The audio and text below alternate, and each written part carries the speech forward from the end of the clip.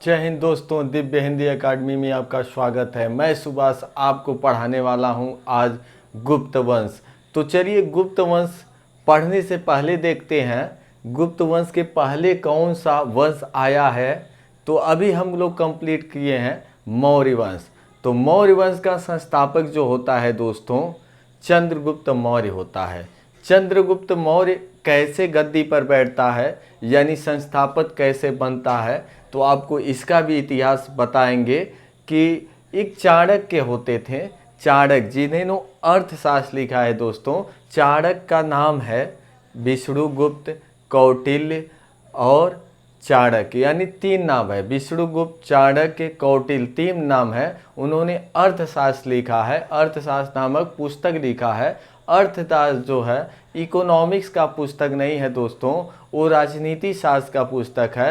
ये objective question बनता रहता है। तो ये जो चाणक्य रहते थे नंद वंश, मौर्य वंश के पहले, ठीक है ना। चंद्रगुप्त मौर्य जो संस्थापक है मौर्य वंश का, उसके पहले एक वंश हुआ करता था मगध राज्य पर। मगध राज्य पर नंद वंश, नंद वंश का अंतिम शासक था घनानंद। घनानंद घमंडी राजा था। क्या किया, उसके दरबार में चाणक्य यानी कौटिल्य रहते थे। कौटिल्य उसके दरबार में रहते थे और एक दिन क्या किया, उनको अपमानित कर दिया। चाणक्य को अपमानित कर दिया, कौटिल्य को अपमानित कर दिया और बाहर कर दिया, अपने राज से निकाल दिया। तो वहीं पे संकल्प लेते हैं कौटिल्य कि हमको घनानंद के साम्राज्य को मिटा देना है। अब वो तक्षशिला की पढ़ाई किए थे। तक्षशिला जो अफगानिस्तान में पड़ता है दोस्त, तक्षशिला विश्वविद्यालय एक अंतर्राष्ट्रीय विश्वविद्यालय था, वो अफगानिस्तान में पड़ता था। वहाँ पे पढ़ाई किए थे और वहीं पे टीचर भी थे। लेकिन तो बाद में नंद वंश के शासक, अंतिम शासक घनानंद के दरबार में रहते थे। जब वो निकालता है फिर उधरी ओर जाते हैं, मतलब तक्षशिला की ओर बढ़ते हैं। बीच में देखते हैं कुछ बच्चे राजा प्रजा का खेल खेलते हैं। उसी के बीच में वो थोड़ा दूर से रुक करके उस खेल को देखते हैं। तो चंद्रगुप्त मौर्य नामक लड़का है, वो राजा का एक्टिंग कर रहा है और लड़के हैं प्रजा बने हुए हैं। तो कौटिल्य को उसका एक्टिंग, मतलब राजा का जो एक्टिंग कर रहा था, रोल कर रहा था, बहुत पसंद आया उनको और उसको गए उसके घर वालों से कुछ कार्पासन में खरीद करके तक्षशिला ले गए। तक्षशिला ले जा करके उन्होंने युद्ध विद्या शिक्षा दिया, उसमें निपुण किया और एक सेना बनाई। उसके बाद घनानंद के ऊपर जा करके युद्ध करवाए, घनानंद को पराजित किए। तो वही नंद वंश का अंतिम शासक घनानंद हो जाता है, सत्यानाश हो जाता है पूरा। उसके बाद मौर्य वंश का वहीं पे न्यू चंद्रगुप्त मौर्य डालता है। तो चंद्रगुप्त मौर्य मौर्य वंश का न्यू डालता है, संस्थापक होता है। उसका लड़का जाके बिंदुसार, उसका एक लड़का बिंदुसार होता है। उसके शासन में कोई साम्राज्य का विकास नहीं होता है। लेकिन तो वो 16 रानियों से 100 लड़का पुत्र पैदा करता है। 16 रानियों से 100 लड़के को पैदा करता है, जिसमें एक अशोक होता है दोस्तों, जिसमें एक अशोक होता है, यानी 100 लड़कों में से एक अशोक होता है। और अशोक आगे चल के क्या करता है, अपने 99 भाइयों को मार देता है। 99 भाइयों को मार करके ये युद्ध चलता है भाई भाई में 4 साल, पूरा 4 साल युद्ध चलता है दोस्तों। 4 साल युद्ध के बाद 269 ईसा पूर्व में अशोक गद्दी पर बैठता है, यानी राज्याभिषेक करवाता है। गद्दी पे तो पहले बैठता है, लेकिन तो राज्याभिषेक 269 ईसा पूर्व में, 269 ईसा पूर्व में वो राज्याभिषेक करवाता है। उसके बाद एक और टर्निंग पॉइंट आता है आगे चल के 261 ईसा पूर्व। दोस्तों ईस्वी से पहले की घटना है, ईसा पूर्व है। ईसा पूर्व 261 ईसा पूर्व में उड़ीसा का राज्य था, उड़ीसा के क्षेत्र का कलिंग राज था। उस पर आक्रमण करता है अशोक और उसको जीत लेता है। लेकिन तो कलिंग के आक्रमण में बहुत सारा हिंसा हो जाती है, 1 लाख लोग मारे जाते हैं। 1.5 लाख लोग घायल होते हैं, तो उससे उसका हृदय परिवर्तन होता है। हृदय परिवर्तन के कारण वो अब अहिंसा के मार्ग पर चलता है, अहिंसा पर मार्ग पे चलने लगता है, बौद्ध धर्म को अपना लेता है। उसके बाद मौर्य वंश का अंत होता है लास्ट में। फिर कोई ऐसा शासक नहीं आता है कि हम लोग पढ़ेंगे बीच में। तो 261 ईसा पूर्व के बाद, 261 ईसा पूर्व के बाद, और ये जो गुप्त वंश हम लोग देख रहे हैं दोस्तों, गुप्त वंश देख रहे हैं, तो वास्तविक संस्थापक जो चंद्रगुप्त प्रथम होंगे, चंद्रगुप्त प्रथम होंगे, इसका 319 से 350 ईस्वी है दोस्तों। 319 ईस्वी से 350 ईस्वी समय है। और जो मौर्य वंश का समय था वो क्या था, ईस्वी में था। लास्ट में कलिंग पर अकबर 261 ईसा पूर्व में करता है, उसके बाद हृदय परिवर्तन हो जाता है। यानी ईसा पूर्व से लेकर के अभी 319 ईस्वी तक कोई ऐसा वंश नहीं आया है भारत में कि उसको बहुत ज़्यादा विख्यात है। लेकिन इसके बीच में कौन राज करते हैं भारत में, जैसे उत्तरी भारत में छोटे छोटे राजा तो राज करते थे, और इसी बीच में कुछ यूनानियों का आक्रमण हो जाता है, यानी विदेशी आक्रमण करते हैं भारत पे इस समय। यानी गुप्त वंश के पहले और मौर्य वंश के बाद यूनानी आक्रमण करते हैं, शक आक्रमण करते हैं, यमन आक्रमण करते हैं। ये सब क्या होते हैं, विदेश से आते हैं, विदेशी आक्रमण भारत पे करते हैं। इसी बीच में रामगुप्त, इसी बीच में दोस्तों श्रीगुप्त था, सॉरी रामगुप्त नहीं, श्रीगुप्त था। ये क्या करता है, एक बड़े राजा के अधीन एक छोटा सा राजा था श्रीगुप्त। ये क्या करता है, अपने ही नाम पे देखिए गुप्त है, अपने ही नाम पे गुप्त वंश का स्थापना कर देता है, गुप्त वंश का स्थापना कर देता है। उसके बाद ये उपाधि धारण कर लेता है, महाराज की उपाधि धारण कर लेता है। उसके बाद इसका लड़का होता है, वो शासक बनता है जो घटोत्कच नाम है दोस्तों। देखिए अगला शासक जो बनेगा घटोत्कच होगा, ये भी महाराज की उपाधि धारण करता है। तो इस तरीके का ऑब्जेक्टिव क्वेश्चन बनेगा दोस्तों कि गुप्त वंश का संस्थापक कौन है। तो आप बताइए, गुप्त वंश का संस्थापक श्रीगुप्त है और उपाधि धारण किया महाराज। उसके बाद अगला शासक घटोत्कच भी महाराज की उपाधि धारण करता है। आगे चलेंगे, वास्तविक संस्थापक यानी घटोत्कच के बाद घटोत्कच का लड़का जो होता है वास्तविक संस्थापक होता है चंद्रगुप्त प्रथम। चंद्रगुप्त प्रथम का शासनकाल होता है 319 से 350 ईस्वी, 319 ईस्वी से 350 ईस्वी दोस्तों। इसके समय में थोड़ा साम्राज्य का विस्तार होता है, यानी गुप्त वंश का विस्तार होता है दोस्तों। और ये उपाधि धारण करता है महाराजा धीराज की उपाधि धारण करता है जो चंद्रगुप्त प्रथम होता है। ये आगे चलेंगे, विवाह करता है दोस्त, विवाह करता है लिच्छवी राजकुमारी कुमार देवी से, विवाह करता है लिच्छवी राजकुमारी कुमार देवी से। और एक पुत्र प्राप्त होता है जिसका नाम होता है समुद्रगुप्त।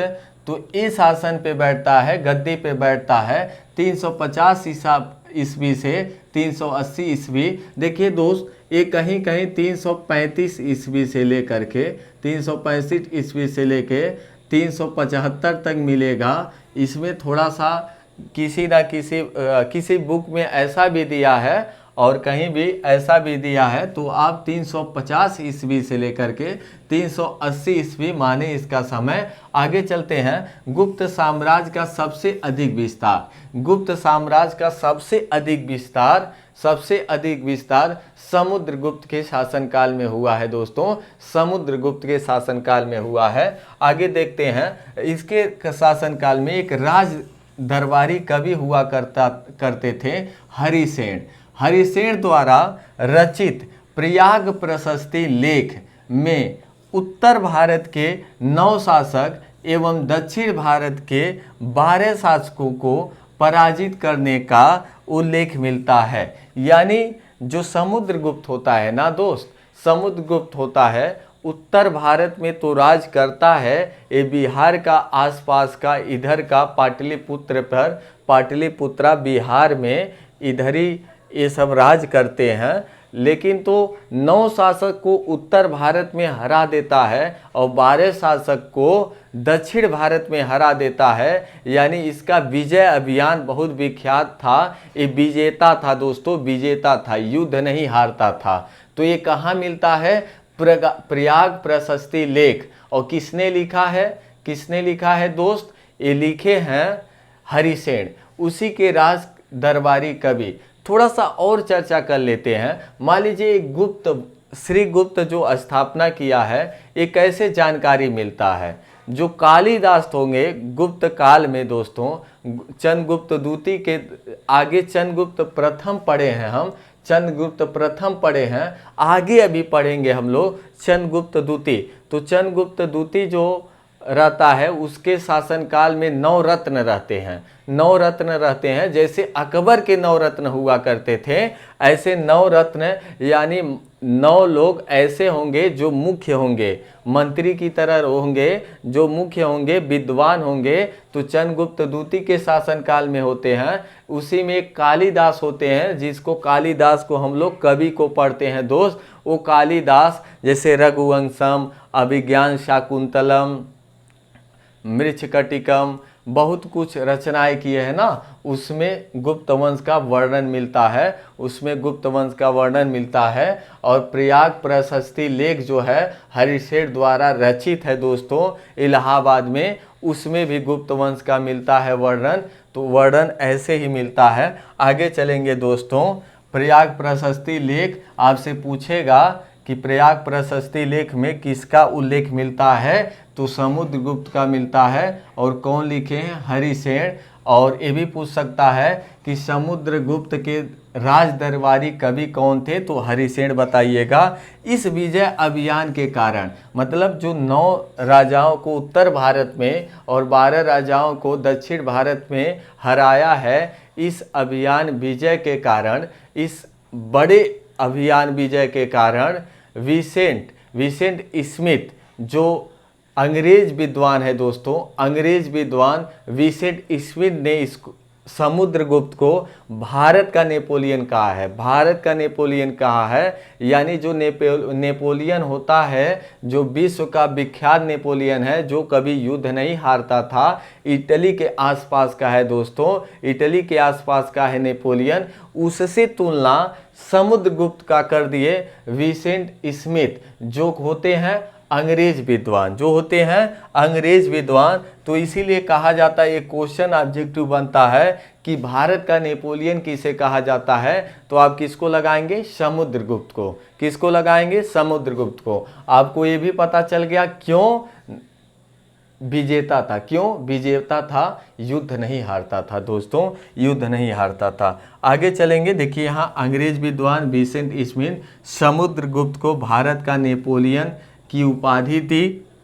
विजेता के साथ साथ समुद्रगुप्त संगीतज्ञ भी था, विद्या का संरक्षक भी था।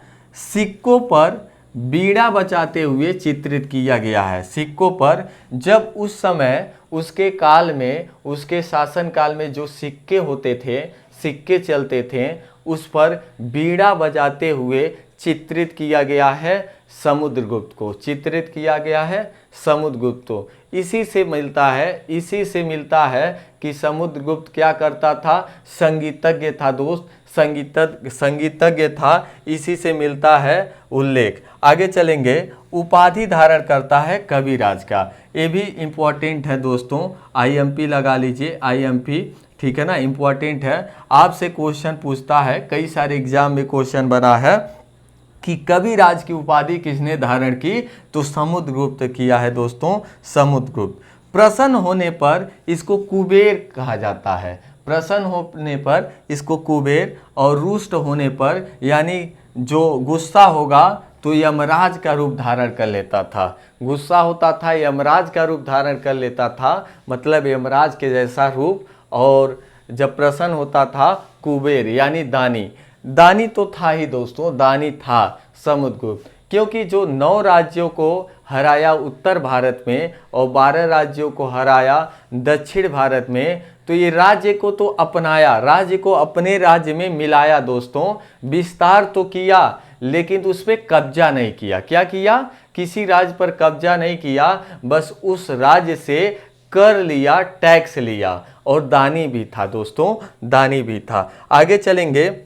गुप्त काल को स्वर्ण काल कहा जाता है। गुप्त काल के समय में सोने के सिक्के चले हैं दोस्तों, सोने के सिक्के चले हैं, इसीलिए गुप्त काल को स्वर्ण काल कहा जाता है। और इसी समय एक दीनार चलती थी, दीनार होती थी, वो एक मुद्रा होती थी, सोने की मुद्रा होती थी दीनार। आपसे क्वेश्चन पूछ सकता है कि दीनार जो होता है, दीनार किस शासन में चला है? तो दीनार चला है दोस्तों गुप्त वंश में चला है दीनार। और ये क्या था? सोने के मुद्रा थी, सोने की मुद्रा थी दोस्तों, सोने की मुद्रा थी।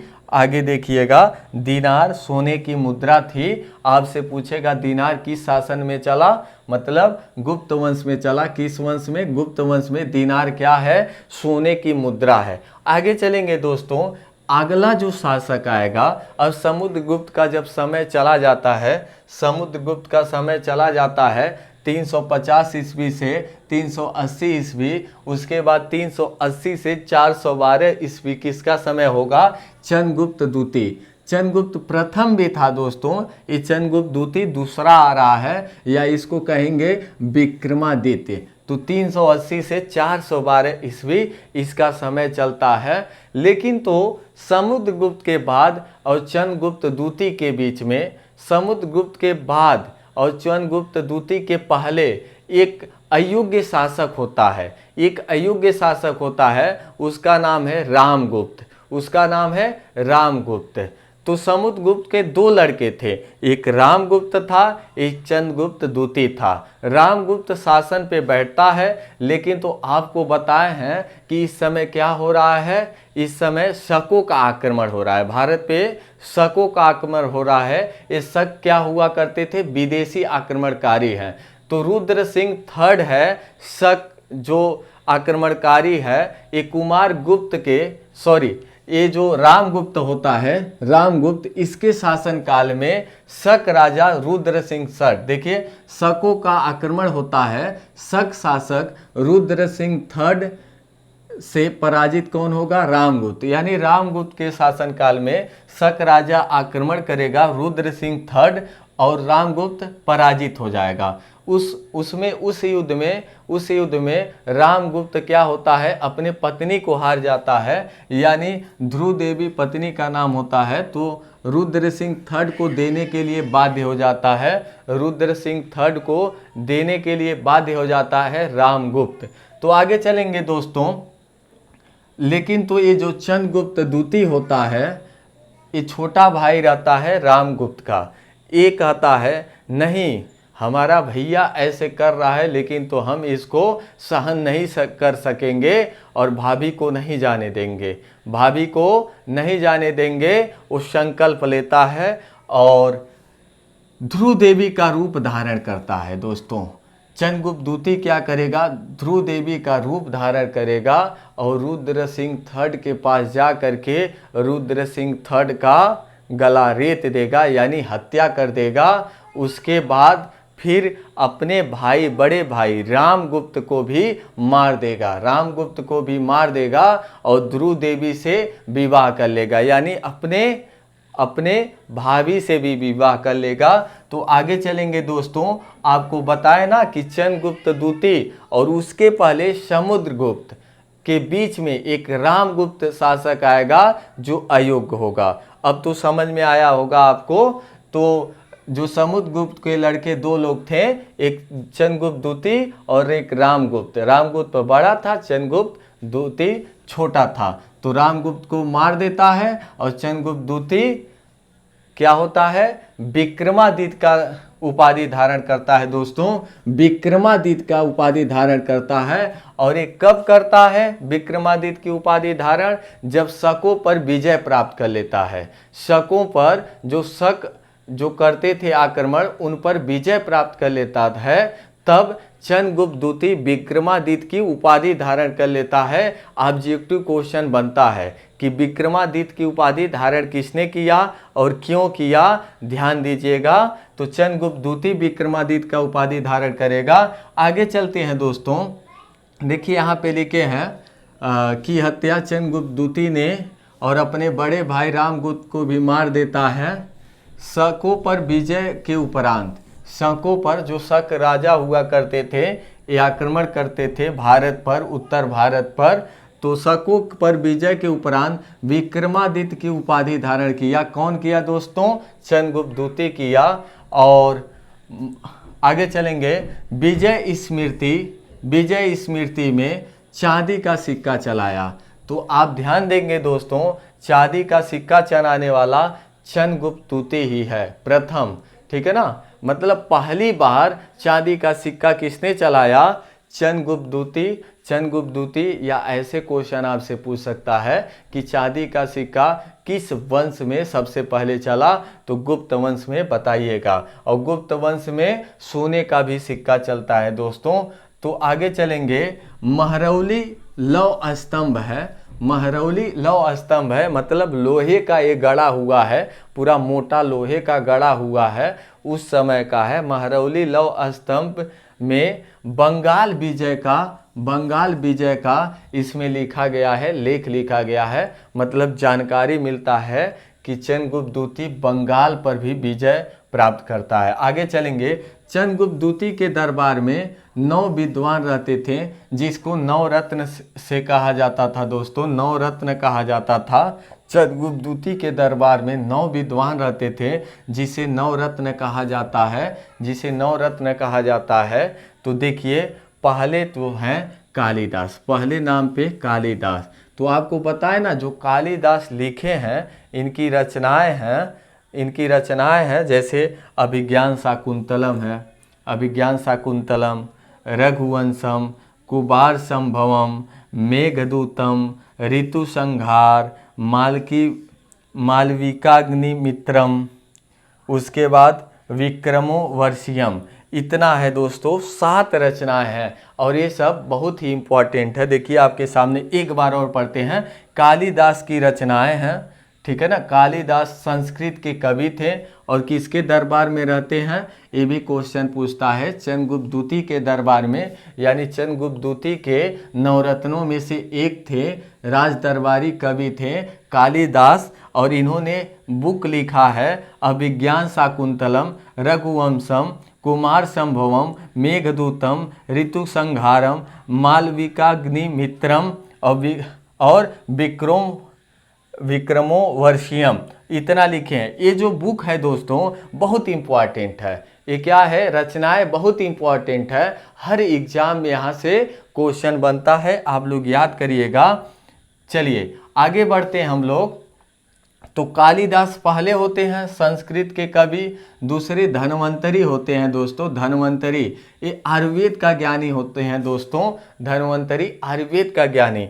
आप सभी को याद करेंगे, आप नोट्स करेंगे, सभी ऑब्जेक्टिव क्वेश्चन बनते हैं। जिस तरीके से पूछे, आपसे पूछ सकता है कि धन्वंतरी किसके शासनकाल में थे, किसके नवरत्नों में से थे, आपसे पूछ सकता है, पूछा भी है। धन्वंतरी आयुर्वेद, अमर सिंह कोशकार थे, वराह मिहिर खगोल वैज्ञानिक थे दोस्तों, ये भी याद करिएगा क्या इनका पद था, क्या करते थे, ठीक है ना। आगे छपड़क एक थे, छपड़क विद्वान नीतिज्ञ थे।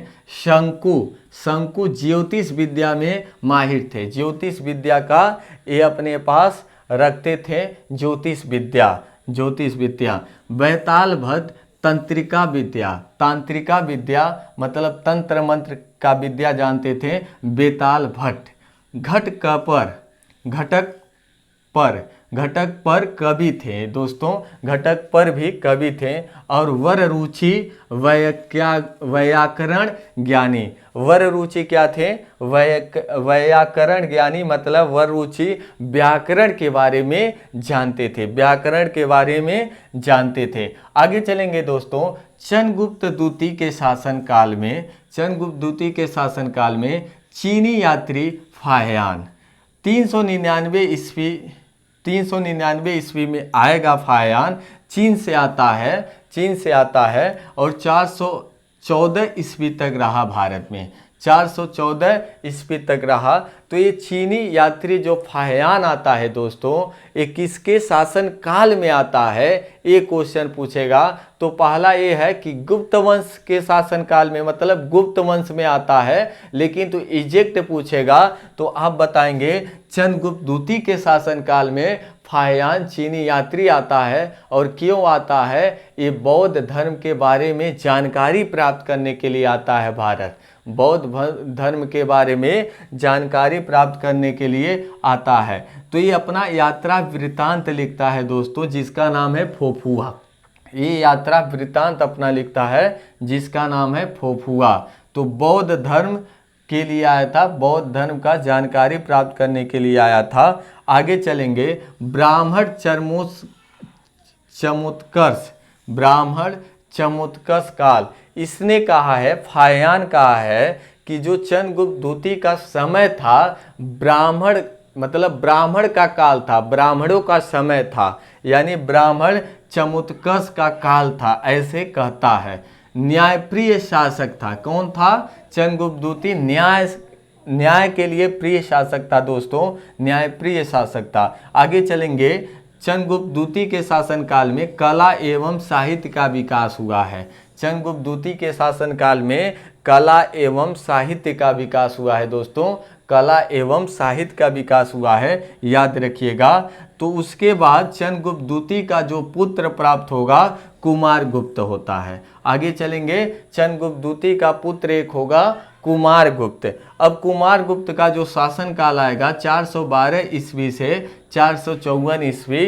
तो इसमें एक क्वेश्चन बनता है, बहुत लाजवाब क्वेश्चन है कि नालंदा विश्वविद्यालय किसके शासनकाल में हुआ या किसने करवाया। तो आप बताइए कुमारगुप्त, आप बताइए कुमारगुप्त, जो बिहार में पढ़ता था, नालंदा विश्वविद्यालय, ये भी एक अंतर्राष्ट्रीय विश्वविद्यालय की तरह था नालंदा विश्वविद्यालय। इसको ऑक्सफोर्ड ऑफ महायान बुद्धा के नाम से भी जानते हैं, इसको ऑक्सफोर्ड ऑफ महायान बुद्धा के नाम से जानते हैं। तो वेनसांग जो आता है दोस्तों, वेनसांग ये भी चीनी यात्री होता है जो कि कुमारगुप्त के शासनकाल में आया है। वेनसांग नालंदा विश्वविद्यालय में 18 महीने का योग शास्त्र में शिक्षा भी लिया, 18 महीने का योग शास्त्र में शिक्षा भी लिया है वेनसांग। तो आपसे पूछेगा वेनसांग कहाँ से आया, तो चीनी यात्री था, चीन से आया। और किसके समय में आया दोस्तों, तो कुमारगुप्त के समय में आया। क्या करने आया, तो योग शास्त्र में योग के बारे में पढ़ाई करने आया, योग सीखने आया। तो ये तो आपको बता ही दिए हैं अभी कि अभिज्ञान शाकुंतलम, रघुवंशम, कुमार संभवम, मेघदूतम, ऋतु संहार, मालविका अग्निमित्रम, विक्रमो वर्षियम, ये किसका लिखा है दोस्तों, कालिदास का लिखा है। ये किसका लिखा है, कालिदास का लिखा है। आपको हिंदी में तो पूछता ही है, लेकिन तो जीएस में भी ऐसे क्वेश्चन बनते हैं, जीएस में भी पूछता है दोस्त, जीएस में भी क्वेश्चन आता है, आप लोग याद रखिएगा। आगे चलेंगे दोस्तों, तो अगला शासक जो होगा, कुछ किताबों के बारे में चर्चा कर लेंगे। अगला शासक होगा वो तो अंतिम शासक आपसे पूछेगा, विष्णुगुप्त होता है। गुप्त वंश का अंतिम शासक अगर पूछ ले तो आप बताइएगा विष्णुगुप्त। गुप्त वंश का अंतिम शासक पूछ ले तो आप बताएंगे विष्णुगुप्त होता है अंतिम शासक। और प्रथम शासक पूछ ले संस्थापक तो श्रीगुप्त को बताइएगा। तो आगे चलेंगे, कुछ किताबें लिखे गए हैं तो पूछता है कौन लिख के चला गया दोस्तों, कौन लिखा। जैसे मुद्रा राक्षस और देवी चंद्र गुप्तम, मुद्रा राक्षस देवी चंद्र गुप्तम विशाखा दत्त का लिखा गया है, विशाख दत्त का लिखा गया है मुद्रा राक्षस देवी चंद्र गुप्तम। आगे चलेंगे, मोस्ट इंपॉर्टेंट क्वेश्चन, सभी क्वेश्चन दोस्तों, सभी वन लाइनर क्वेश्चन ये आपको दिख रहे हैं, सभी एग्जाम में पूछते हैं दोस्तों। तो पंचतंत्र के लेखक विष्णु शर्मा है, बहुत बार पूछा हुआ है, इंपॉर्टेंट है। पंचतंत्र के लेखक विष्णु शर्मा, याद करिए। 10 कुमार चरित्र के लेखक दंडी हैं दोस्तों, दंडी है। 10 कुमार चरित्र के लेखक दंडी हैं। आगे चलेंगे, हर्ष चरित्र एवं कादंबरी, हर्ष चरित्र एवं कादंबरी के लेखक बाणभट्ट हैं दोस्तों। हर्ष चरित्र एवं कादंबरी के लेखक बाणभट्ट होंगे। आगे नीचे नहीं दिख रहा होगा, कोई बात नहीं। नीति शास्त्र के लेखक कामंदर, नीति शास्त्र के लेखक कामंदर दोस्तों, नीति शास्त्र के लेखक कामंदर हैं, इसको याद करिए। नीति शास्त्र के लेखक कामंदर हैं, ठीक है ना। और पंच सिद्धांतिका के लेखक वराह मिहिर हैं। पंच सिद्धांतिका के लेखक वराह मिहिर है, इसको भी याद करेंगे। पंच सिद्धांतिका के लेखक वराह मिहिर है। तो आइए, जो गुप्त वंश का अंतिम शासक होता है विष्णुगुप्त है। गुप्त वंश का अंतिम शासक है विष्णुगुप्त। तो चलिए दोस्त, हम लोग आज गुप्त साम्राज्य को, गुप्त वंश को पढ़ लिए हैं। कौन शासक पहला है, कौन बीच में आया, कौन बाद में आया, सब कुछ जाने।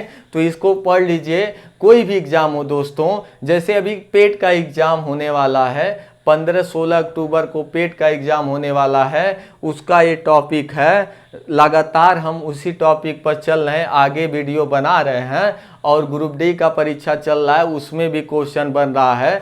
तो हम दोस्तों एक प्लेलिस्ट बनाए हैं, दिव्य हिंदी अकादमी में जाइएगा, प्लेलिस्ट बनाए हैं भारत का इतिहास। तो शुरू का इतिहास दोस्तों एकदम सिंधु घाटी सभ्यता से लेकर के अब तक आप वीडियो उसमें प्लेलिस्ट में पा जाएंगे। और आगे भी अपलोड होता रहेगा, आगे भी पाएंगे। और करेंट अफेयर का भी प्लेलिस्ट बना है दोस्तों, उसको भी देखते रहिएगा। प्रमुख जो करेंट अफेयर हैं 2021-22 का, उसको भी हम कंप्लीट करवा रहे हैं पीडीएफ के माध्यम से। तो इसलिए दोस्तों हमारे चैनल को, दिव्य हिंदी अकादमी को सब्सक्राइब करिए, लाइक कीजिए, शेयर कीजिए, बेल आइकन जरूर दबाइए। बेल आइकन दबाएंगे तो जो भी वीडियो हम अपलोड करेंगे तो नोटिफिकेशन सबसे पहले आप तक पहुंचेगा दोस्तों, सबसे पहले आप तक पहुंचेगा। तो यहीं अपने वाणी को विराम देते हैं। जय हिंद।